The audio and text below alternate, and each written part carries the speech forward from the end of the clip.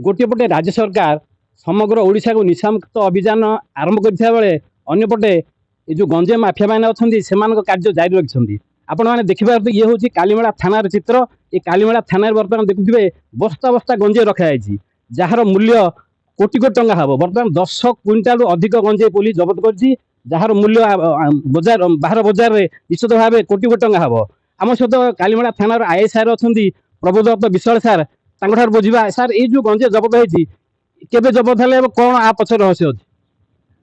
आमे विशेष सूत्र खबर पाइलु कि एमती गोटे जगार किसी लोक गंजेई रखिंट बोली जोटा कि आम बदलीगुड़ा बेजिंगुड़ा पंचायत पाखे। तो खबर पाया पर आम इमिडिएटली से जगह को रेड करूँ पुलिस टीम मध्यम मजिस्ट्रेट भी थिले अलग बाहर लोक भी थिले साक्षी से समय सीजर करागला जोटा कि मैक्सिमम 10 क्विंटाल तो अधिक अच्छी 10 क्विंटाल 15 किलो अच्छी टोटाल ओजन जार बजार मूल्य कोटी कोटी टंकार अच्छी।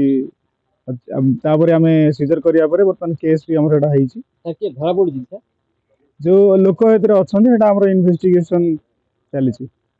गोटे पटे जो गंजे धरा पड़ुची कि माफिया माने खसी जबार सफल होती किंतु ये जो गंजे धरा पड़ी बर्तमान बाहर जो चालाण होगा ये जो गंजे विपुल परिमाण गंजे देखुए आपण सीधा चित्र।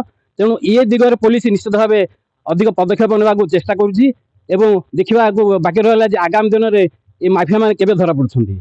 कालीमेलार थाना परिसर दुशासन महापात्र कनक न्यूज।